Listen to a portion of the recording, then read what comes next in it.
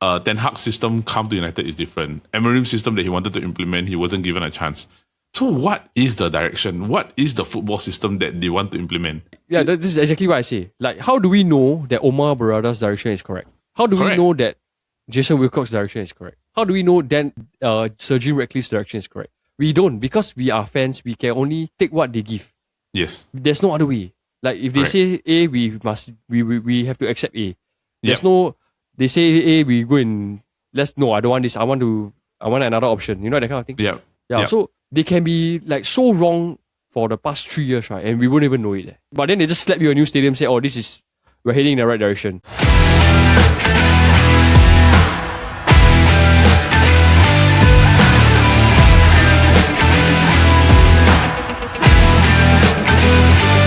Hello everybody, welcome to another episode of the Football Kaki. I'm your host Eldad and I'm joined by my fellow Kaki bro and Man United fan who is also shocked by the news of what just happened a few hours ago as we are recording this, right?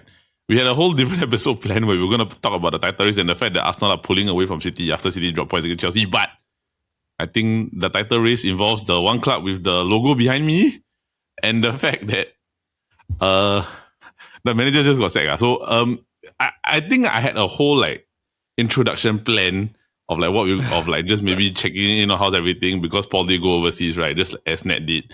But I think that thing just kind of gone out the window already, bro. I don't think we need to beat around the bush with this thing already. We just gotta go straight in. But I just gotta say, right, bro, the news that I received, we received 2 hours ago, right? Was colder than where I came back from. Bro.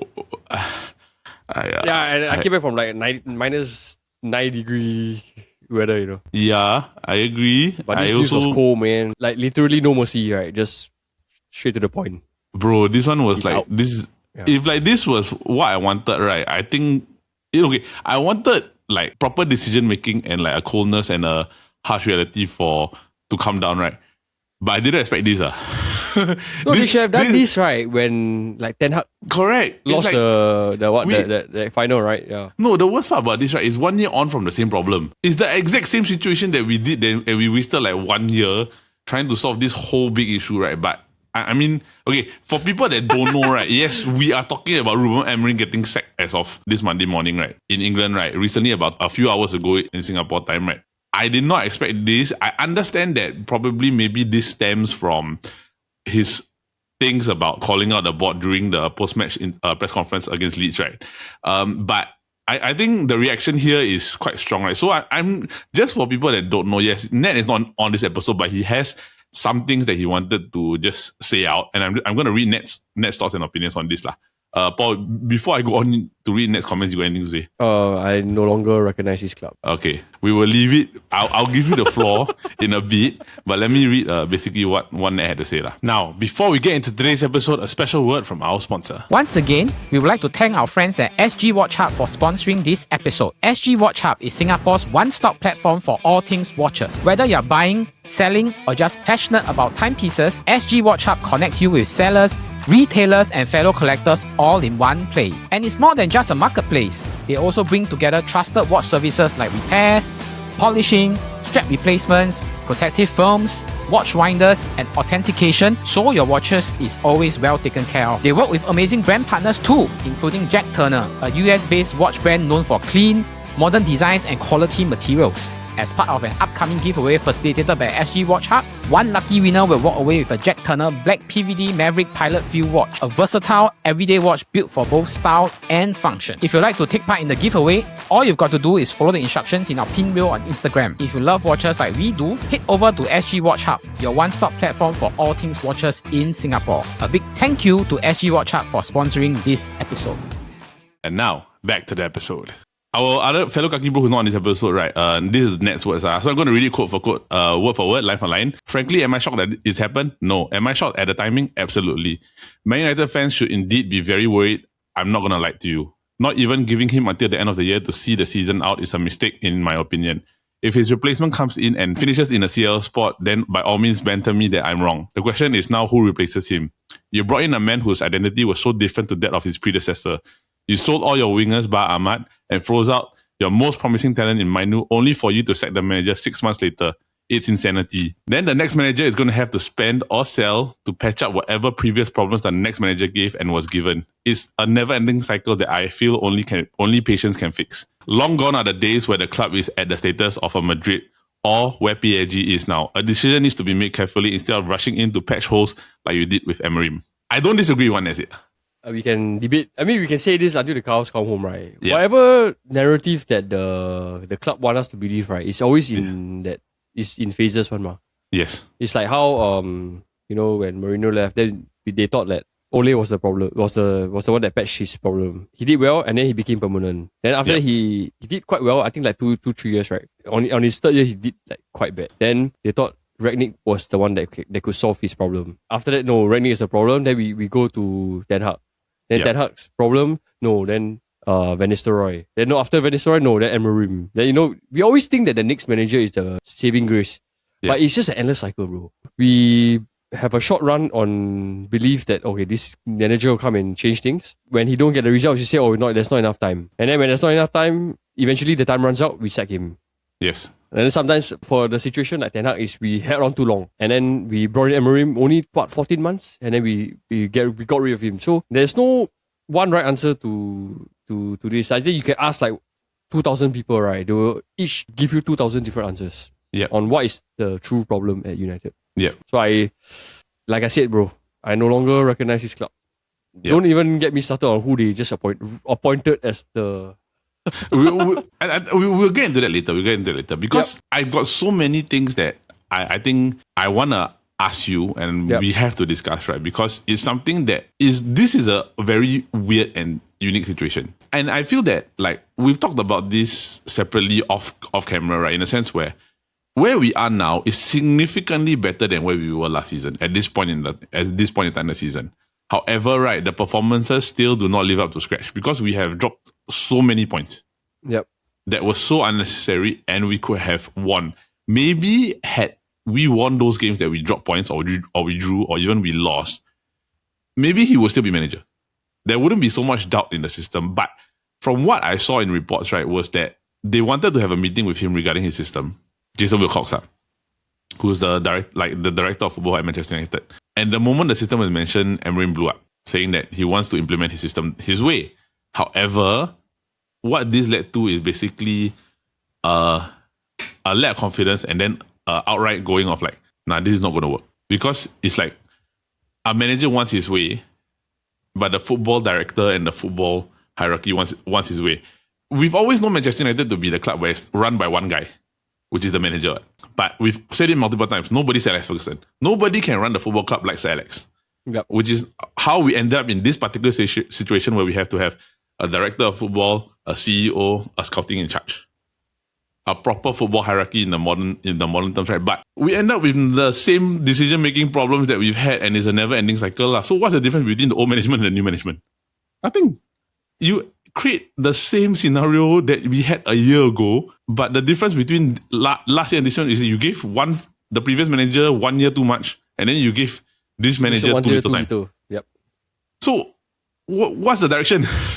who's making this call, right? And it doesn't help for the fact that even earlier this week, right, there have been a report saying that Jim Ratcliffe doesn't know much about football. So all the reliance is in the hands of Omar Barada and Jason Wilcox and Christopher Vivell. So what's this? What's going on? Okay, if we go back a few months ago, right, I think more than half a year ago, Dan Ashworth left, right? Remember?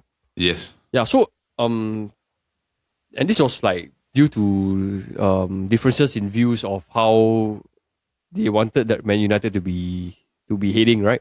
And then 6 months later, the manager left. So there's definitely more to the picture than just Amorim and his tactics, for sure. And there's a lot of like discussion about mismanagement of United. Like whether appointing these people in their respective fields, right, is the right way to do it, right? Is it really truly the right way for United?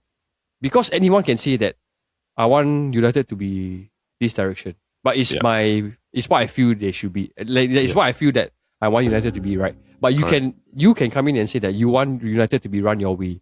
Correct. So they will come to an opinion where there is too many views and opinions. Like Omar wants it your way, Jason Wilcock wants it his way. Dan Ashworth wants it his way, right? Three of them are too, what you call that, like, indifferent already. Yes. That's when they left Ashworth. Like, I think also Reuben Amorim's departure is definitely more than just his tactics. You know, Yes. I'm assuming it's basically more towards like what he was promised and then what wasn't delivered, what was agreed upon when he came in, and how different things are now.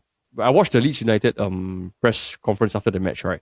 Yeah. He basically just said that, like, you let me do my job as a manager, everybody else needs to do their own job. Yeah. Then he said something about the sporting director needs to do his own job. Then he he stopped answering questions after that. But he definitely said sporting director needs to do his own job. Which is basically fighting Jason Wilcox. Yes. Yeah. Which is what everybody speculated and read. And he himself confirmed it by saying the sporting director needs to do his own job. Correct. So we've been talking about direction. We've been talking about like system and Ten Hag's system come to United is different. Amorim's system that he wanted to implement, he wasn't given a chance. So what is the direction? What is the football system that they want to implement? Yeah, like, so okay. this is exactly what I say. Like, how do we know that Omar Barada's direction is correct? How do we know that Jason Wilcock's direction is correct? How do we know that Sir Jim Ratcliffe's direction is correct? We don't, because we are fans. We can only take what they give. Yes. There's no other way. Like, if they say A, we have to accept A. There's no. They say A, we go and I don't want this. I want another option. You know, that kind of thing. Yeah. So they can be like so wrong for the past 3 years, right? And we wouldn't even know it. But then they just slap you a new stadium, say, oh, we're heading in the right direction. Then fans will just buy into the idea, oh yeah, we're having a new stadium. You know, we're having a new training facility. Yes, or means we are heading in the right direction. But the performance on the pitch don't say otherwise. Right? Yeah, correct. Yeah. So now, right, the question becomes, with Darren Fletcher taking over interim, right? And them looking likely not to implement a manager until the summer, right? Purely because of the fact, right, that they are afraid to make the same mistake again. Because now, you must understand this thing. The manager that they picked was Reuben Amorim, under tenure. If the next manager they pick fails, right, whose fault is it?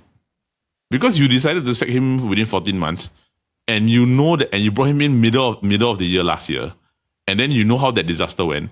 This year, we are in 6th. We're in like close to the top 4, even though we should have been in the top 4 because of the way that we dropped a lot of points, right? But we are closer than where we are, right? Then now, you sack your manager, you put in an interim manager who has literally no managerial experience officially, and then you are expecting to tahan until the summer, which is 6 months later, to appoint a brand new manager. So what? Where are we going? What are we doing? Like okay, like the Darren Fletcher thing, as much as I love Darren Fletcher as a midfielder, right? He's no manager. Like at least honestly, right? Like if we use the Ole situation, because it was similar, right? Yeah. Correct. It was because Mourinho left in a very abrupt manner. Yeah. It was like the point where United had no choice but to sack him. Yep. And then it was like in the middle of the season, right? Yes. And then no choice. Let's just get somebody in now and do the job because it's Ole. And then I think at that time he was available. And he was coaching the reserves, is it? Yes, he was coaching the reserves. Yeah, so he could have just came in. But come on, Darren Fletcher is like, not 2 years ago he was the chief of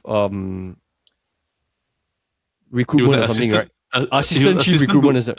Assistant to Dan Murtaugh. Like, Dan Murtaugh, yeah. It's not even like assistant manager of... No. He was in an executive role. Yeah, so I remember one clip, right, where Ferdinand went to the training ground. He even asked Fletcher, what is your role, you know?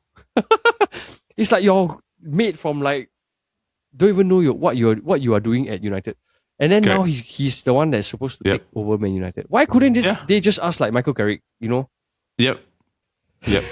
No, only that Ole is available. Like we have this bad habit, right, of like end up picking like former players to manage the team on an interim basis, judge their performance, and then end up giving them the position, right, where they're not the qualified type of person. Like honestly, right, like as much as it pains me to say, right, not a lot of the Man United players end up being very, very, very good managers. That's just fact. That's just very fact. I think maybe the only one that you could say could have had a shot maybe is Roy. Like, not even Steve Bruce last time, right? Not even Steve Bruce. Like maybe like even Roy Keane, cause what he did with Sunderland. But other than that, right, like Van Nistelrooy struggled at Leicester. Like Ole struggled at Cardiff. Right? And he did well at Mulder. I mean, Van Nistelrooy, he did well at PSV. But those are different leagues compared to where you are in the Premier League. And then now you appoint Darren Fletcher as interim manager, right? Bro, he hasn't okay, I have a very, very strong reason why. Why? United are in a way quite propaganda, they are quite strong on propaganda. They don't want their managers to speak out against their clubs, Yeah. Like you look at what Ralph Rangnick, you look at Ronaldo, right? And then now you see Amorim. It's all similar, bro. Mourinho also, if I'm not mistaken, They just want a puppet, bro, for now. They want a puppet to calm things down. You think Darren Fletcher will say that they're not backing the club, they're not gonna sign players because they have no money or anything? No, bro, they're just gonna say whatever he's gonna say whatever they're telling him to say, bro. Yeah. I agree. And not to forget, he has 2 sons that in the first team. Yep. It's a joke, bro. I don't recognize his club. I don't want to recognize his club. All I can say, bro, I think today will be the day I will stop supporting, for reals, until I have a proper a reason to believe in this club again. Even the fall off from Liverpool is not this bad, I feel I agree. I have no words. Honestly, I got nothing to say. And I feel that in a sense where I've said it multiple times before, there are so many players on that field that are really not Man United quality. Like Ugarte, Luke Shaw, Dalot, right? Even Patrick Dogu. Even Patrick Dogu also. These guys, they are not Man United quality. They are mediocre at best. Maybe they might do well at a Brighton. Everton, yeah. Or Everton, right? But they are not Man United or the Man United quality that we have, right? Where's the work ethic? Where's the hard work? Where's the focus? Where's the lack of consistency? Diogo Dalot has been at the centerpiece of every single mistake or poor goal situation, right, that we've had. Even the Leeds goal, he was responsible. So the whole thing is, when does it come to a point where you have to blame the players? Because honestly, I was speaking to my dad just now, right? He asked this question. He said that, how can you sack a manager, right, when half his squad is not even there for him? You got That's how many? The same thing about Ole. Same thing about Ten Hag. But this one, bro, this one is right. It's half of his best players are at the AFCON. Yeah, like Maswari, Ahmad and Buemo. Right? And Buemo. 3 of his most reliable players, right, are at AFCON. Harry Maguire and Matthias Deli are injured. You have a squad that is so razor thin that we don't even have a proper back four. Right wing, yeah. Right wing have to play Dogu there. We have to play a left wing back and right wing.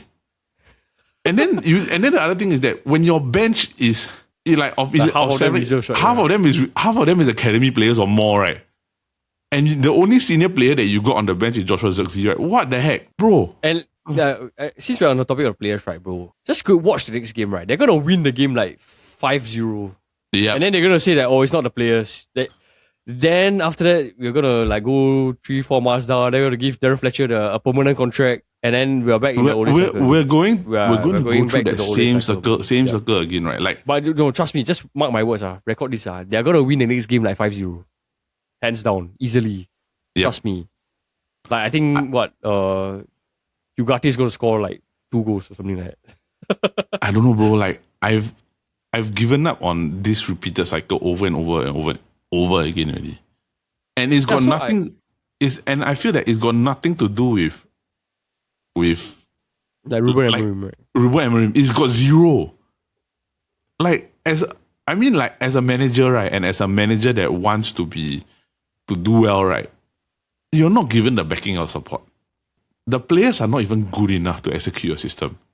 Who on earth thinks Diogo Dalot is a good right wing back, right? Bro, I think you blind the football. Something is wrong with your eyes. That one is on Amorim. That one is, I know. Yeah. But the thing is that you could have placed anybody else. You could have gone out and gotten a right wing back. Heck, you could have even promoted a right wing back from the youth academy. That could have been done a better job than number 2, who has disgraced my favorite right back's number. So why? I don't understand. Okay. So I think we can rant, we can complain, we can say everything, right? But the facts are facts, lah. He's no longer here. I understand that he's still employed by the club. Yes. For I don't know what reason. Yeah, I don't know how you can get sacked and then you can still be on the contract. Yeah, we got to talk about this. We got to talk about this, right? Yeah. Like, I can talk about it since we are talking about it, right? So, And we're going to take a quick break in the podcast to thank our friends at CityMusic, one of Singapore's true pioneer in the music space. CityMusic has long been known as a go-to destination for musical instruments, but they've also been making big headway in audio and video equipment, especially for creators and podcasters. From guitars and pianos to audio interfaces, microphones, and even video recording equipment, CityMusic is true one-stop shop for everything music and content creation related, with options for every budget. In fact, the audio you're hearing right now is recorded using the Zoom ZD-M1 mic, an amazing broadcast-style microphone that delivers professional quality sound on par with other big-name podcast mics, but at nearly half the price. It's proof that you don't have to overspend to sound great.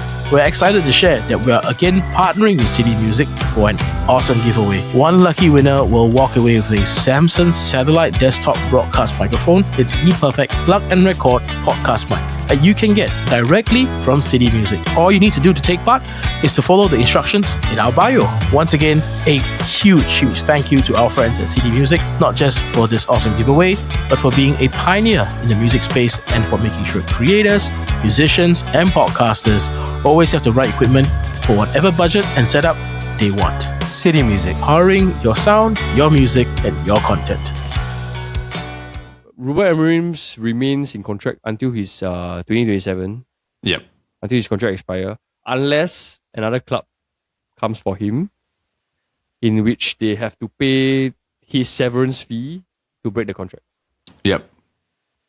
So, yeah lah, like straight up, bro. What is Sir Jim Ratcliffe to you, bro? All about what? Money. Yes. So he is willing to just pay Amorim's contract out rather than sack him now and pay the severance fee. Right. That's the only reason why they're keeping him around, right? Yep. So basically now he can go home, right, and still get salary from Man U. Yep. Yeah. So please explain to me. Yeah. And then this is one of another reasons why I don't think they can get rid of the whole team, or as compared to just get rid of one manager. United of all this will be the last team to get rid of all players than the manager. We have to admit we are not gonna get rid of them until these players leave either on free transfer or what. We're not gonna get anything. Like, we got to have honestly, right, the best way of this.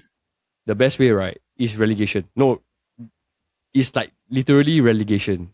Then automatically all these players will leave on it. Like, they will be free to leave, You know, they won't be able to say that I will play in the championship. Okay, if they really stay and play in the championship at a very, very reduced wage, then I give it to them. Yeah. But if you relegated, you are definitely like free to go and join another club. Yeah, I mean, like, these guys, they're what, 25, 26, 27, 28 already. Like, they have no business being there anymore already. And like, don't get me started, bro. My biggest fear will come true. Marcus Rashford will come back to Man United. 1000%. Because he's on loan, right? Yeah. And Darren Fletcher is like, I'm born and bred Mancunian lad. No, let's get Marcus Rashford. I don't want him back. But wow. Trust me, bro, he will be back. No, I know the feeling. Yeah, so the nightmare is only just begun. It's only the first Monday of 2026, right? And welcome, bro. Welcome to the theater of nightmare. I've got nothing to say, bro. I'm tired. I'm done. Like, I say already. Today is the day I stopped supporting. This is the first time, right? Like okay, you know, usually me and you, right? Like, I will probably have a bit more to say on certain things. But this is the first time, right? I got no words. Like, I probably have regurgitated my statements over and over and over and over again, right? This is the first time I'm like at a point where I don't understand this decision. Yeah. Don't understand is one thing. Not recognizing what they're doing is another thing. Because when they appointed Ole, we recognized that, okay, they need someone from the past to input the DNA, right? But not Darren Fletcher, man. Darren Fletcher, bro. No, not only that, it's like, why sack him now? But why Darren Fletcher? No, okay, the Darren Fletcher one, I got no words. But why sack him now? So it's like, I mean... No, you know why not? Why? I can imagine, right? The more games he doesn't win, right? the more aggressive he will be in the media. For sure. Especially in the month of January. Why do you think they sack him now in January, bro? Because basically they can just prevent all the transfer window talk. Yeah, because now he can say that, oh, the window is open, but nobody's backing me. Yep. And then you look back on them. It's the only logical reason, bro. I hate this club. You must play the Matthew McConaughey, the Interstellar meme. You say when I go back to supporting the Man Utd, no. Don't leave me, Mer. It's just, dude, okay, I can't do this. Before like Amorim was appointed, right? We were already so winded from like Ole. Winded from Pogba, Ole, Rangnick, Erik Ten Hag. You know, then we thought that this club can go no lower. You know, this was worse. This is worse. This is 1000% time, bro. It's like 5 steps forward, but 100 steps back. Yeah, no, okay. One is Darren Fletcher thing is one thing, right? But why do you? I mean, Chelsea had their reasons for sacking Maresca, right? And Man United had their reasons for sacking Amorim, right? But the fact that both clubs in the top 6 and both are without like proper managers, right? No, we all know the reason why Amorim left because of it's a power struggle between it's a power struggle management. But do you see the statement Man United put out when they say they sack him? It's because the performance are not up to what they expected, which is utter BS. You are 5th. You are only 2 points away from 4th. Yep. If you had won the Leeds game, we are top 4. Yep. No, not only that, if you compare this position and last year's position, right? Last year we were like 15 and now we are like 10 positions higher than we were last season. And you don't come and tell me it's because the performance is not up to standard. Bro, I can 100% tell you, right? Like my belief is this: if there was no AFCON, right, we are top 4.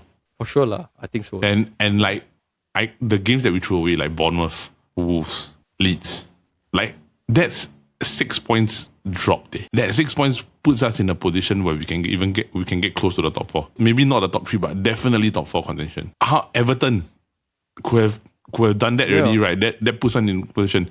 We are not in a great state, yes, but we are also not losing like what we were games. Yeah. last we're not year. Losing that many games. We're not losing that many games, right? But we're also not winning that many. We are drawing, which is better than losing. But the problem is that, right? Like, have we fallen so far off, right, to a point where this is acceptable to us? But the thing is that we are not acceptable about the sack. We know that the performances have not been great. But the thing is that there is a direction and we were going upwards. And all of us had this same consensus, was that get rid of the last few pieces of deadwood or those that are rotten, like the Shaw, say that the Shaw, the Dalot, the Ugarte, those get rid of them, right? Get in the guys, right, in the January transfer window, maybe get them on loan or whichever, right? We would have been fine. But then now you throw this thing in the hurdle, right? Who wants to come to United? Because they don't even know who's the manager. Bro, Vitinha is not going to come and say, I'm going to come play for Darren Fletcher. Yeah, bro, exactly. Nuno Mendes is not going to come and say, I'm going to play for Darren Fletcher. You think Reuben Neves will come now? I don't think so, man. Yeah, bro. Wow, Reuben Neves come and play for Darren Fletcher. Reuben Neves is like 2 times the player Darren Fletcher is. Bro, at least if like you get Amorim, right, like Neves will probably come. Yeah, right, but at least we will have gotten that because of the Portuguese factor, right? That is a good use of like the connections and everything, you know. Or like even the Sporting midfielder, right? They were speculating one of them. Now Darren Fletcher, who gonna get? John McGinn. I don't even think John McGinn is gonna come. Bro, Glasner's not even gonna come. Like even other managers like Glasner, maybe they don't come. Like maybe Maresca also 50-50 because Maresca wants a City job. No, you are in no man's land. I'm tired. Okay, basically we whatever pulling factor we had, if any we even had any before, right? Is out the window already. It's gone the moment we said Amorim. No, it's the moment we put Darren Fletcher. Yeah, because I feel right, if we had sacked Amorim, which we did, right, and then you put like maybe I think you put Mourinho, people will still come for sure. Yeah. Correct. Bro, I'm done. I'm tired. I'm tired. Okay, nobody's gonna play for Darren Fletcher. I don't know where we're gonna go. I don't know what we're gonna do. Like let's just move on. Oh no, bro. Trust me, bro. We're gonna win the next game for sure. 5-0. Bro, I'm not going even to gonna Singapore Pools and back tomorrow. Can you imagine, right? We're not even gonna be happy with the next win. Yeah, Like, because you'll be like, it's a repeat of you'll what be will like happen. these idiots, right? Yeah, it'll be the Leicester 4-1 after West Ham that one, right? Correct. I know we talk out a lot of Man United because this is the biggest headline, and for Man United fans, right, and everybody else, I think not even just Man United fans, right, everybody in the world, we don't know what's going on. We don't know what's going on. We don't know what's the direction. We don't know what's the reason for this hacking. Nobody knows. It's the one decision, right, that that's come out of Man United in the past like 7-8 years I've been a United fan. Right? This is the one that I'm like the insanity has reached the top already. No, when they let Dan Ashworth go, then I was still like, okay, maybe it's not a bad choice by the management team. That kind of thing. And then when they appointed Reuben and Amorim, a lot of people say it was a bad choice from the management team to do this, right? Then we were like, still 50-50 because let's give him the benefit of doubt. But this is like, you lost my trust, for sure. Yeah. Yeah. Because he was doing what he set out to do, and we were getting better. No, at least he stood his ground. Yeah. He stood his ground for the entire 14 months he was here. Correct. And the thing is that we were never going to be a title winning team with this team. All of us knew that. Yep. But the fact that we could be within a shot of like the top 5, getting back into European football, right? It's a marked improvement compared to getting close to relegation.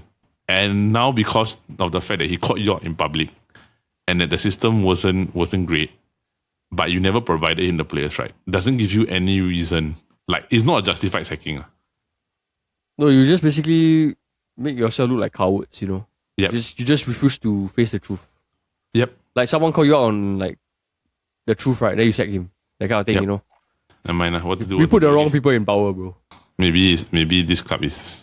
It's just it's not what it used to be. Bound to fail, really. It's not a what fallen it used to be, giant. Yeah.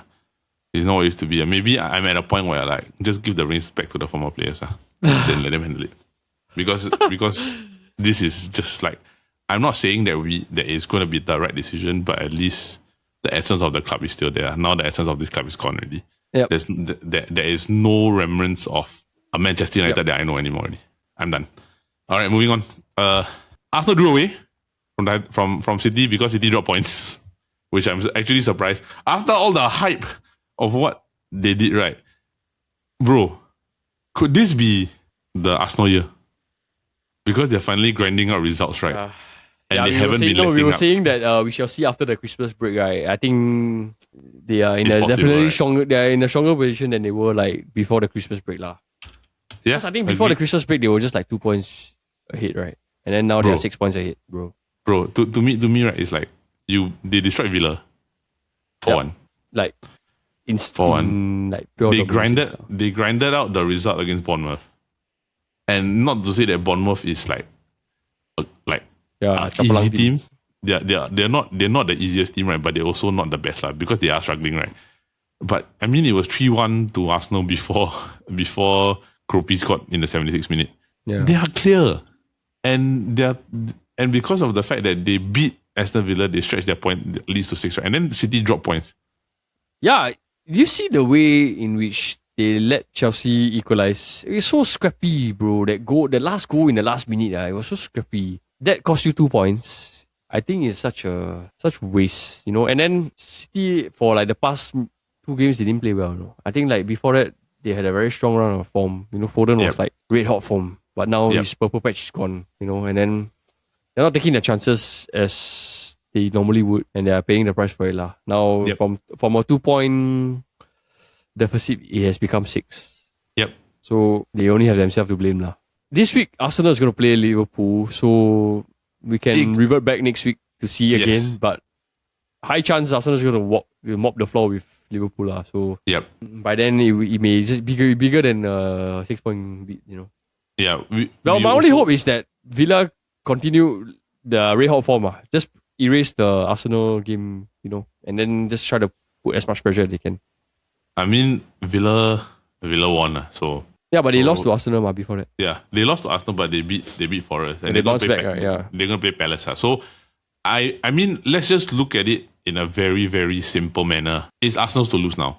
Because a 6-point gap, 6-point gap at December, right, is past everything. The halfway mark already, right? Yeah. Correct. If they can win out the rest of their games, right? Heck, if they can even match like their points tally for the remaining half of the season, right? Maybe. They can win the title with 92 points. Which by right, if you get 92 points, you should win the title.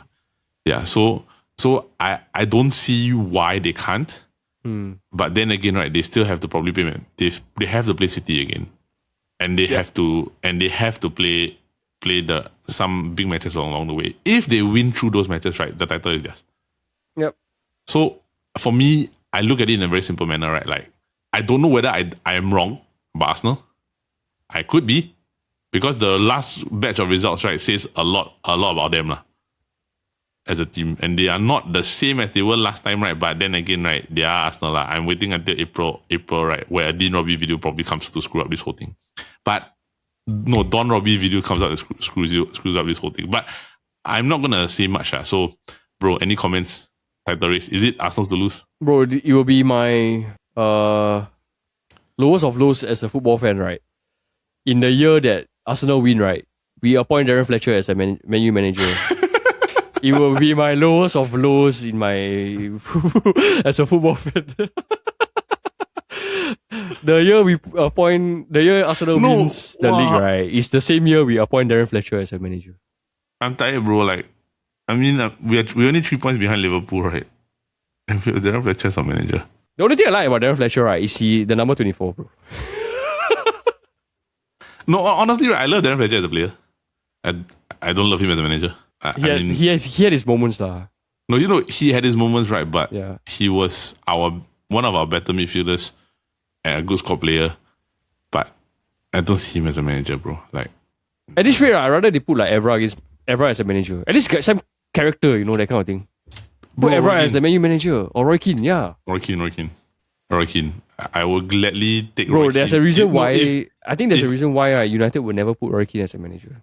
because Roy Keane will destroy He will destroy the club, like the management team, especially. Yeah. He will destroy players for sure. Put them in a Yep. spot, right? But he will put the higher ups in their No, but position that's the as thing well. I've been saying, right? Is what they need. But they are just refusing to see it, bro. Correct. I know, but it's what they need. Like, the whole world is seeing that what they need. Because honestly, right, like, You know if who's Roy Keane, who's the if- biggest win? You know who's the biggest winner in this whole picture now? Who?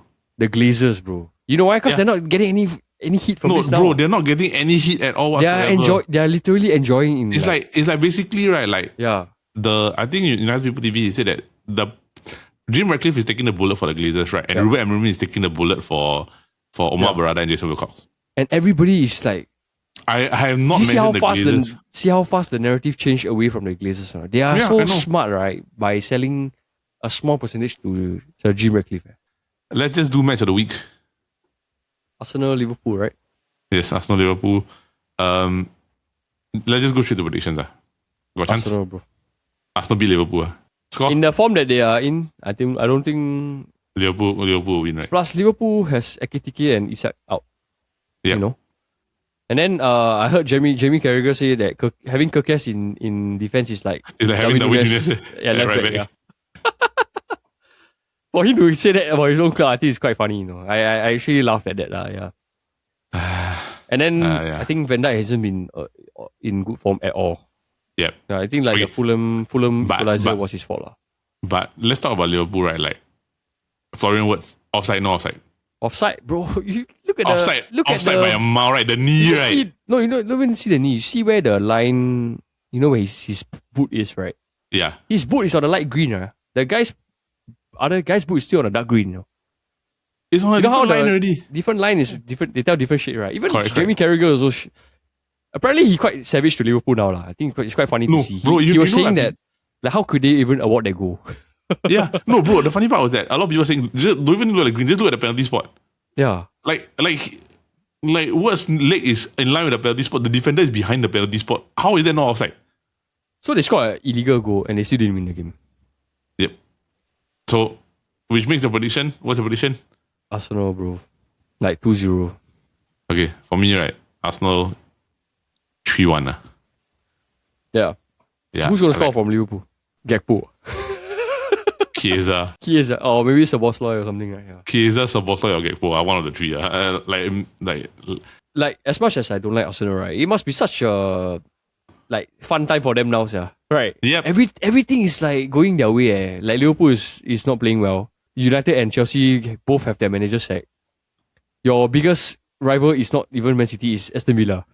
Yep. And you just back them like 4-1, you know, that kind of And City drop points. Yeah. And they could drop points again. Yeah. And like you have everything in your control. You have Gabriel back, you have Saliba back. Yeah, correct. Yeah. And the best part, the best part, you can afford to lose the Liverpool game if you lose. Yeah. Truly the right time and sweet spot for Arsenal now. I feel like, as much as I hate to say it, but it is true. in like everything's in their favor now. Yeah, it's true. Bro, Just don't be the Arsenal of the past 2 years. Okay, you all have never been in a stronger position than you are now. Yeah, agreed. So with that, bro, got anything else before it goes off? Oh yeah, bro. You will not be catching me like watching the United's like 3 a.m. games anymore. For sure. You know what was my actual plan? I was planning to really go to Manchester in August to go and watch a game. But I shall see lah. If Darren Fletcher is still the manager, I don't think I want my first Old Trafford game to be a Darren Fletcher game. No man, bro, just give it up to him lah. He's gonna have the Manchester derby. The United are playing City on the 17th of January lah. So one more thing. I'm guessing we will see both his sons play the most appearances for the remaining of the season. You'll see a Fletcher son pairing in the game. Bro, I don't even think we're gonna be in the top 10 because we got to play our next 2 games after Burnley is City and Arsenal. So I'm just gonna leave it at that. Oh wow, yeah, we're gonna lose the Burnley game and get mopped on the floor by Arsenal. Alright, so with that is it for this week's episode of the Football Kaki. Alright, so that is it for this week's episode of the Football Kaki, brought to you by the Chit Podcast Network. Now for those of you who are tuning in, we just want to say thank you, and we hope you continue to watch our other shows, which are the Copy Bros every Monday, where we have some fun interviews lined up for you. And if you do like the news in a different light, we do have the Loud Tales podcast every Friday, where we come together and talk about news in a fun and unique way. So with that, Paul, you got anything else to add before we close off? Oh yeah, Happy New Year, everybody. I think yes, Happy New Year. It's a fresh start. Hope everyone Happy New Year. Forgive us for not wishing you guys a Happy New Year, but it's not and really you know, like they were saying, like today is like good. The first Monday of the year is good. It's like the Monday of all Mondays, right? And then how we ended our Monday with this devastating news. What a Monday to be a Man United fan. Devastating in not the fact that Amorim was appointed, sacked, but that Darren Fletcher was appointed. Yeah, and United is not going to cut his hair. Oh yeah, bro. I think he can just stop. He can just grow out his hair long already, lah. Yeah. Long already, like he went on a TV show. He had his hair straightened, so I think the task was already impossible. Now it's worse. Now it's like impossible over 10 lifetimes, bro. Okay, all right. So with that, thank you everybody. Have a great week ahead. Happy New Year. See you soon. Bye bye.